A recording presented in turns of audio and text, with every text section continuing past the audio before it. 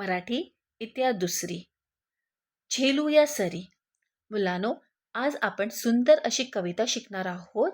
कवितेचं नाव आहे झेलूया सरी.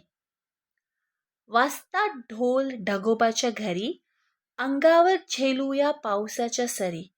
म्हणजेच कवीला असं म्हणायचं आहे की पावसाळा सुरू झालेला आहे आणि ढगांच्या घरात जणू ढोल वाजत आहेत.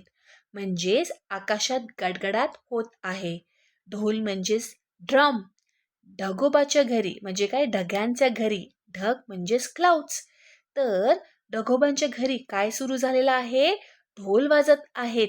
म्हणजेच की काय, लाइटनिंग व थंडरिंग होत आहेत. आणि कवी आपल्याला म्हणत आहेत की चला, पाऊस सुरू झाल्यामुळे आपण पावसाळ्यात भिजूया, पावसाचा आनंद घेऊया. सरी म्हणजे रेन.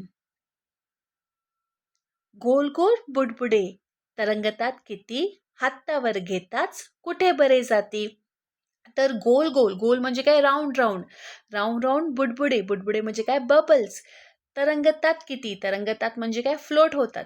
तर जेव्हा हे मुलं जे आहेत ते पाऊस पडत आहेत आणि ते हातावर काय करत आहेत, ते हे जे गोल गोल बुडबुडे आहेत म्हणजेच राऊंड राऊंड बबल आहेत, ते हातावर घ्यायचा प्रयत्न करत आहेत. पण ते बुडबुडे हातावरतीच पडताच ते काय होऊन जाते, ते निघून जाते. हातावर राहते की नाही, ते हातावरूनच निघून जाते, वॅनिश होऊन जाते. तर जेव्हा आपण पाणी आपल्या हातामध्ये घ्यायचा प्रयत्न करतो तेव्हा काय होते, पाणी राहतो का हातामध्ये? नाही, तो राहत नाही. तो आपल्या हातातून निसकुटून जातो, निघून जातो.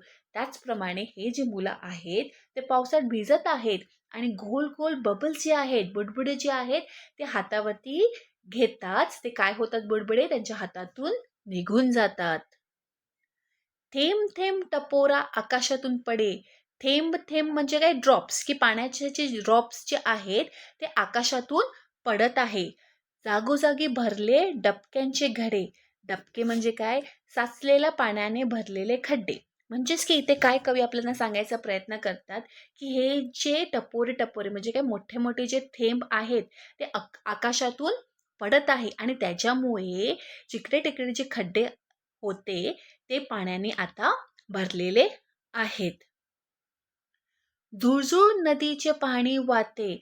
म्हणजेच की पावसामुळे परत काय चालू झाला आहे, तर नदी वाहत आहे. पावसामुळे नदीचा प्रवाह जो आहे तो काय झालेला आहे, वाढलेला आहे आणि नदी ही झुळझुळ असा आवाज करत आहे. पावसात भिजू आणि गाऊ त्याची गाणी.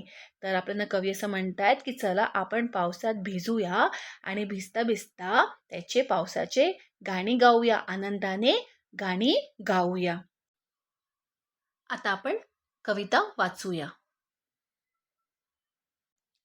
वाजतात ढोल ढगोबाच्या घरी, अंगावर झेलूया पावसाच्या सरी. गोल गोल बुडबुडे तरंगतात किती, हातावर घेताच कुठे बरं जाती. ठेम ठेम टपोरा आकाशातून पडे, जागोजागी भरले डबक्यांचे घडे. झुळझुळ नदीचे वाहते पाणी, पावसात भिजू आणि गाव त्याचे गाणी.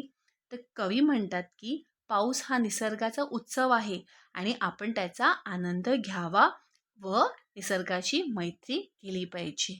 तर अशी ही सोपी अशी कविता आहे. थँक्यू.